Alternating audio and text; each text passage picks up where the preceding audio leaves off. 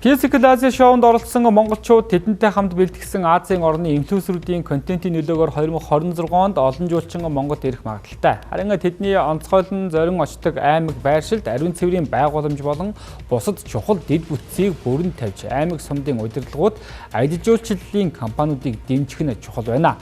За мэдээллийг эдийн засгийн болон сэтгүүлч уянга дэлгэрүүлнэ.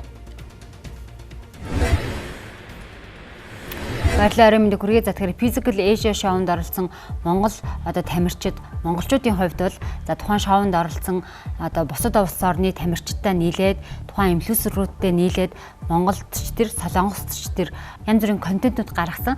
За ингэснээрээ Монгол улсыг бол Азид төдийгүй дэлхийн нийтэд ч гэсэн таниулсан маш том сурчлагын нэг хэлбэр болж чадсан юм. За тэгвэл энэ жилийн хувьд бол тухайн улс орны тэр дундаа Азийн солонгосчуудын хувьд ч гэсэн Монгол улсыг зориулж жуулчдын тоо өмнөх жилүүдтэй харьцуулахад хамаагүй өндөр байна гэсэн ийм судалгаа мэдээлэл гарчихсан байгаа. Ерөнхий сайд зандан шатрын хувьд гэхэд Арангай, Хөвсгөл, Булган гэх мэтлэн эдгээр аймагуудыг аялал жуулчлалын салбарын гол тулгуур алтан гурвуулжин гэж нэрлэсэн. Хөвсгөл, Арангай, Сэлэнг, Булганы энэ районыг бол хөдөө аж ахуй хөвч төр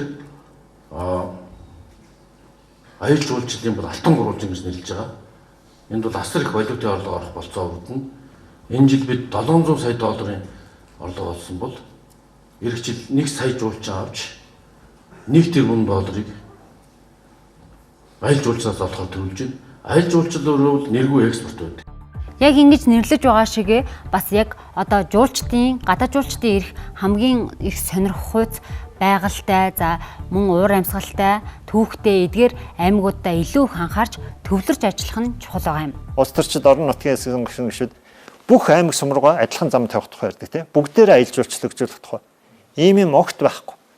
Ингэж явах юм бол бид нэр 100 жил аялал жуулчлалыг хөгжүүл. Энэ дотроос зөв сонголт хийх хэрэгтэй тийм. Номер 1 приоритет. Нөгөө аль хэдийн олон нийт танигдсан зүйл маань говийн үлэг гөрүүл байна. Хөвсгөлийн тийм эко нуур тэр гоё үзэсгэлэнтэй байгуулсан. Одоо биднээс байгаа зүйл маань шүү дээ. Ядаж энэ хоёр зүйлээ экологийн аялал жуулчлалын гол брэнд гол бүс болгоод энэ хоёр бүс нутагтай нөгөө дутагдаад байгаа дэвтвцээ ихний ялж бий болгох хэрэгтэй. Ядаж авц зам нь аюулгүй завсрын амрах зогсоолтой бие болсон бизнес газартай тийм. Ингэчээд дараагийн бүс нутгуудад аялал жуулчлал. Түүнээс бүх аймаг сум руугаа ингээд жуулчин татах тухай яриад энэ бол хэзээч бүтэхгүй. Тэгвэл Монголын аялал жуулчлалын мэргэжлийн холбооны гаргасан судалгаагаар харахад 2024 онд гэхэд Монголд нийт хилээр давж орж ирсэн 808 мянган жуулчин ирсэн гэж байгаа. За тэгвэл 2025 онд энэ тоо 854 мянга болж нэмэгдсэн. Гэтэ өмнөх оноосоо бол өсөлт нь 5% орчим харагдаж байна.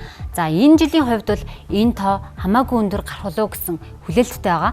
За дэлхийн бас зарим нэгэн аялал жуулчлалын салбарын чиглэлийн судалгаанууд гаргадаг судалгаан дээр ч гэсэн жишээлх юм бол нэгэн судалгаан дээр Монгол улсыг бол яг аялал жуулчлал хөгжиж байгаа хөгжихүүц гэж үзэж байгаа шилдэг 20 улсын нэгээр бас нэрлсэн байсан. За ингээд 2025 оны тоо мэдээллийг харахад бол Монгол улсыг хамгийн их зориулсан жуулчдын тоо мэдээллийг харахад Хятад улс бол тэргүүлж байна. За дараагаар нь бүгд найрамдах Солонгос улс, за тэгээ Казахстан, Герман гэх мэтлэн улс орны жуулчид бол Монгол улсад хамгийн их ирсэн байна. Гэхдээ энэ дундаас харахад Хятад болон Солонгосчуудын хувьд бол ихэвчлэн говийн аймагуд болоод за мөн Улаанбаатар хотод ойрхон байх 2-3 хоногийн богино хугацаатай аяллыг илүү түлхүү сонирхдогоо гэдгийг бас мэргэжлийн холбооныхан хэлж байсан. За тийм учраас Улаанбаатар хоттой ойр байгаа тэрэлж гэдэг юм уу энэ ойр байгаа тур оператор компаниудын дэд бүтцэд илүү анхаарах. За тэдний хамгийн наад захын жишээ гэхэд ариун цэврийн байгууламжид нь илүү анхаарах. За тэгээд ариун цэврийн байгууламжаа байгуулах газрыг нь тухайн аймаг сум болоод за нийслэлийн тухайн хотын засаг даргын хувьд газар олгох хэмжлэнгээр дэмжлэг үзүүлэх нь нэн чухал байна. Жуулчид Монголд за Чингис хааны сонгосны буудал буугаад за Хөвсгөл аймгийг зорих гэж байлаа гэж бодоход Хөвсгөл аймаг хүрэх замд бол яг тооцоололоор багадаа 6 төр буудлах цэгийг байгуулж өгнө гэж бол 2024 оны 5 дугаар сард засгийн газрын тогтоол гарсан байдаг. Гэхдээ хэрэгжилт хангалтгүй байгаа. Яагаад гэхээр тухайн аймаг сумдын одоо засаг даргын тамгын газар болоод за нийслэлийн эрдэнэ төлөөлөгчдийн хурал нь бол тодорхой шийдэлд хүрээгүй. Зам тээврийн яам жишээлх юм бол төр бодлого цэгийг том оврын автомашин одоо тээврийн автомашинуудыг төр бодлого цэг хэсгээр бол одоо илүү ашиглахыг эрмэлзэж байгаа бол зарим нь аялал жуулчлалын яамны хувьд болохоор жуулчдад зориулсан төр бодлого цэг байгуулахад илүү одоо чиглэж байгаа. Гэтэл энэ хоёр яамны хоорондын одоо яг энэ өөрсдийн гэсэн чиглэл нь яг одоо тухайн төр бодлого цэгүүдийг хэрхэн яаж байгуулах вэ гэдэг дээр санал нэгтгээгүй.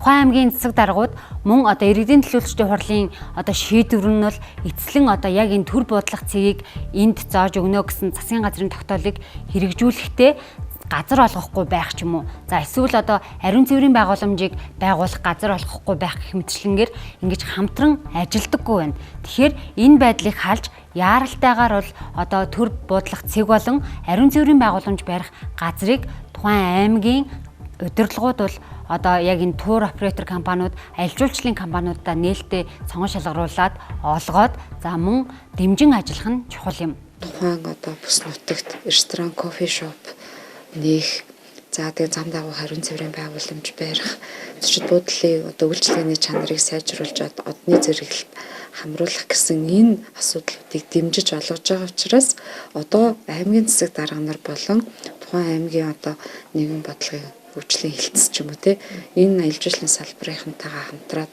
одоо нэлээд компанид маягаар ажиллавал бид нар 26 оныг одоо энэ жуулчны урсгалаар илүү олон жуулчдад сэтгэл ханамжтай буцааснаар нь бас дахиад нэг дахин сурчлах боломж бол бас бид нарт олдож байна л гэсэн. Монгол улсын хэмжээнд байгаа 21 аймаг 300 гаруй сумдыг бол одоо аялал жуулчлалын чиглэлээр хөгжүүлнэ гэж үзэлгүйгээр яг жуулчдын ямар жуулчид ирдэг, за тухайн жуулчид голчлон аль аймгийн, аль сумын, аль одоо газарт илүү очдог вэ гэдэг судалгаан дээр нь үндэслээд за тухайн хэсэг газруудаа, тухайн байршлуудыг илүү одоо дэд бүтцийг нь хөгжүүлэх чиглэлд анхаарах нь нэн чухал байгаамаа. Мэдээлэл хүргэлээ.